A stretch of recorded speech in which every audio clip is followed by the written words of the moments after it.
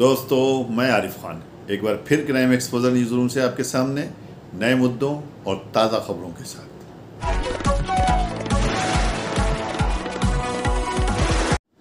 शनिवार पूर्ण समाधान दिवस इसलिए लगाया जाता है ताकि आम जन शिकायतों का निस्तारण हो, लेकिन आगे आप देखेंगे कि व्यक्ति अपनी पत्नी के साथ में दर दर घूम रहा है जिसका क्वार्टर छीन लिया गया है कि उसका क्वार्टर वापस मिल जाए, लेकिन कोई सुनवाई नहीं है।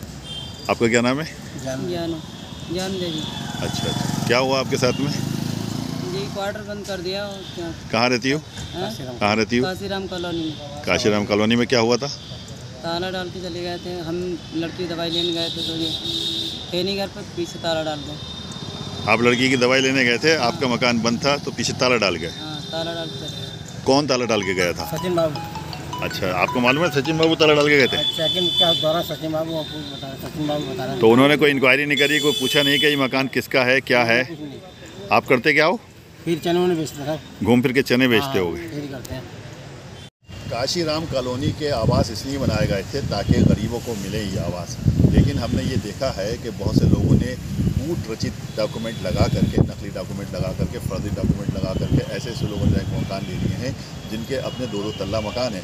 हालांकि इस पर रामपुर प्रशासन की तरफ से कार्रवाई होती रहती है, बराबर चलती रहती है और चिन्हित करके मकान खाली भी कराए जाते हैं। लेकिन अभी जैसे कि आपने देखा और सुना कि एक चना बेचने वाला, इससे ज़्यादा गरीबी रेखा से नीचे का व्यक्ति कौन होगा, उसके मकान को भी प्रशासनिक कर्मचारियों ने जाकर के खाली करा दिया। उन्होंने कुछ लोगों के नाम लिए हैं जो उनकी ज़बानी ही आप सुनेंगे कि अगर कोई व्यक्ति अपनी बेटी का इलाज कराने के लिए 2-4 दिन को बाहर जा रहा है, उसकी दवा लेने के लिए बाहर जा रहा है और उसका मकान बंद है, तो बिना किसी इंक्वायरी किए, बिना किसी उसके मकान पे क्या ताला डालना उचित है, इसका फैसला प्रशासन और जनता के हाथ। रामपुर से क्राइम एक्सपोजर न्यूज़ के लिए मैं आरिफ खान।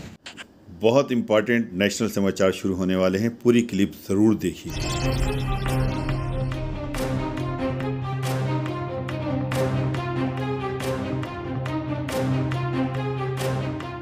महाराष्ट्र में बीजेपी के अंदर भी बड़ी बगावत शुरू हो गई है। वैसे तो ये सिलसिला पिछले साल से ही चल रहा था, लेकिन अब ये खुलकर सामने आ चुका है। दरअसल पिछले साल से ही बस न्यूज हेडलाइंस बनती रही, लेकिन अब नेता ने खुलकर बगावत कर दी है और मीडिया के सामने ही बयान दे दिया है कि बीजेपी मेरी नहीं है, जिसके बाद बीजेपी को सफाई भी पेश करनी पड़ी है। दरअसल एक बार फिर से मीडिया में बीजेपी महाराष्ट्र के दिग्गज नेता पंकजा मुंडे के बीजेपी से नाराज होने की खबरें चल रही हैं और ये खबरें इसलिए सामने आई हैं क्योंकि उन्होंने खुद इस बात को आधिकारिक तौर पर अब कह दी है। दरअसल दिल्ली में राष्ट्रीय समाज पार्टी की ओर से अहिल्या देवी होलकर की जयंती के मौके पर एक प्रोग्राम आयोजित किया गया था, जहां पर बीजेपी की दिग्गज नेता पंकजा मुंडे भी पहुंची थी, तो वहां पर केंद्रीय मंत्री नितिन गडकरी भी थे। अब यहां पर बीजेपी को लेकर पंकजा मुंडे ने एक बड़ा सवाल खड़ा कर दिया। पंकजा मुंडे ने बात करते हुए ये बयान दे दिया कि मैं बीजेपी में हूं, लेकिन बीजेपी मेरी नहीं हो सकती। पंकजा मुंडे ने बस इतना ही नहीं कहा, बल्कि उन्होंने आगे भी कहा कि अगर पिता से झगड़ा हो जाए तो भाई के पास जा सकते हैं। राष्ट्रीय समाज पार्टी मेरा मायका है। अब जिस तरीके से पंकजा मुंडे ने ये बयान दिया और इसी समारोह में केंद्रीय मंत्री नितिन गडकरी भी मंच पर बैठे हुए थे, ये मुद्दा बड़ा बन गया। चारों तरफ ये खबरें चलने लगी कि महाराष्ट्र में ये क्या हो रहा है। क्या पंकजा मुंडे अब बीजेपी से अपना रास्ता अलग कर सकती हैं, या फिर पंकजा मुंडे के दिमाग में कुछ और ही चल रहा है?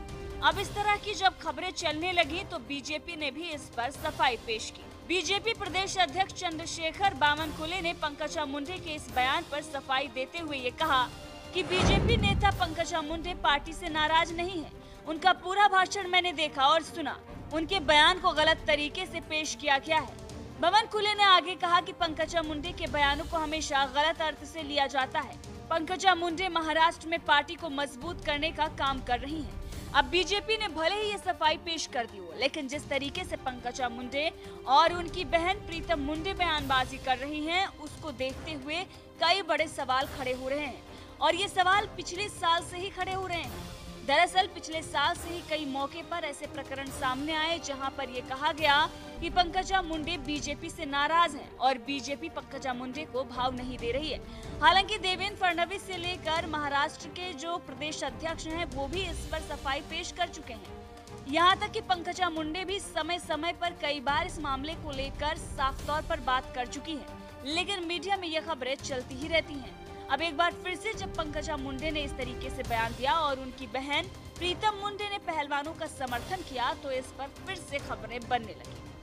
दरअसल प्रीतम मुंडे ने दिल्ली में हो रहे पहलवानों के आंदोलन को लेकर बयान दिया। उन्होंने कहा कि सांसद नहीं बल्कि महिला होने के नाते उन्हें महिला पहलवानों के प्रति आस्था है, उनसे संवाद की जरूरत थी और उनसे संवाद करने के लिए कोई नहीं गया। अब जिस तरीके से पंकजा मुंडे की बहन प्रीतम मुंडे ने ये बयान दिया उसके बाद ये कहा जा रहा है कि ये बयान बीजेपी विरोधी है। हालांकि उन्होंने सांसद नहीं बल्कि महिला होने के नाते ये कहा था कि जांच तो होनी ही चाहिए। कई बीजेपी के नेता भी इस तरीके की बयानबाजी कर चुके हैं। लोकसभा चुनाव सिर पर है और ऐसे में बीजेपी पूरे तरीके से एक्टिव नजर आ रही। प्रधानमंत्री नरेंद्र मोदी के नेतृत्व में देश और पार्टी दोनों ही निरंतर प्रगति कर रहे हैं। प्रधानमंत्री ने देश की दिशा और दशा दोनों बदली है। मोदी सरकार की दूसरी पारी के 5वां साल शुरू हो गया है। 2014 और 2019 के लोकसभा चुनाव में तो बीजेपी का कमाल सभी ने देखा, लेकिन अब बीजेपी के सामने चुनौती है साल 2024 के लोकसभा चुनाव की। इसके लिए पार्टी ने मेगा प्लान तैयार किया है। इस प्लान के तहत एक तीर से पार्टी 2 निशाने साधेगी। बीजेपी पार्टी जून की दोपहरी में जनसंपर्क अभियान की शुरुआत कर रही है। यह महाअभियान 30 जून तक चलेगा। पार्टी महाजनसंपर्क के जरिए लोगों को सरकार की 9 साल की उपलब्धियां तो बताएगी ही, इसी के साथ लोकसभा चुनाव की जमीन भी तैयार करेगी। जून की दोपहरी में सरकार संगठन के चेहरे, पदाधिकारी, कार्यकर्ता घर घर पहुंचकर जनता का दरवाजा खटखटाएंगे, 9 साल की मोदी सरकार की उपलब्धियों को गिनवाएंगे। इसके तहत हर लोकसभा में जन संवाद रैली का आयोजन होगा। पीएम मोदी, राष्ट्रीय अध्यक्ष जेपी नड्डा, गृह मंत्री अमित शाह, रक्षा मंत्री राजनाथ सिंह, परिवहन मंत्री नितिन गडकरी से भी इस महाअभियान के लिए समय मांगा गया है। ये भी लोगों से बातचीत कर जनसंपर्क अभियान का हिस्सा बनेंगे। इस आयोजन की जानकारी बीजेपी अध्यक्ष ने इस पूरे महाअभियान की जानकारी साझा की। बीजेपी का महाअभियान 1 से 20 जून तक लोकसभा स्तर पर 7 और विधानसभा स्तर पर 4 तरह के कार्यक्रम चलाए जाएंगे।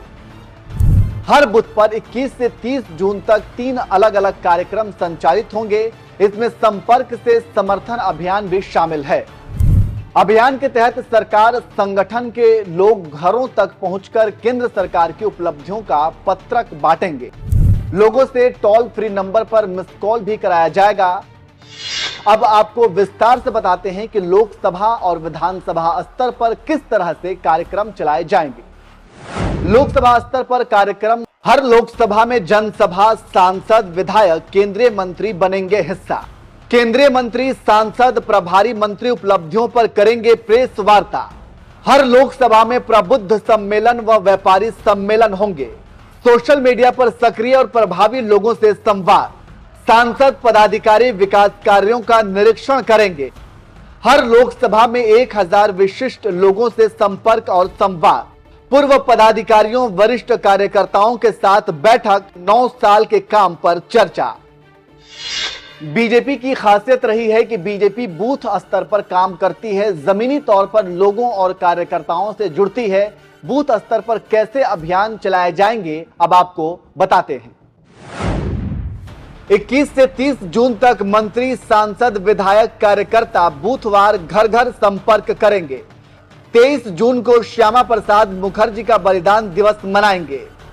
25 जून को मोदी की मन की बात पर हर बूथ पर कार्यक्रम। हर लोकसभा क्षेत्र में पीएम मोदी और गृह मंत्री अमित शाह पहुंच सकते हैं, यानी हर घर को पीएम मोदी का इंतजार रहेगा। पीएम मोदी सहित कई बड़े दिग्गज लोगों से बातचीत करेंगे और साथ ही सरकार की योजनाओं का लाभ लोगों को मिल रहा है या नहीं, इस पर भी फीडबैक लिया जाएगा। कुल मिलाकर सरकार ये प्लान लोकसभा चुनाव में जनता को अपने पक्ष में करने में सहायता देगा अब देखना होगा कि इस महाअभियान से बीजेपी को कितना फायदा होता है। वीडियो अगर पसंद आई हो तो लाइक कीजिए, शेयर कीजिए और चैनल को ज़रूर सब्सक्राइब कीजिए ताकि डायरेक्ट नोटिफिकेशंस आप तक पहुंचते रहें।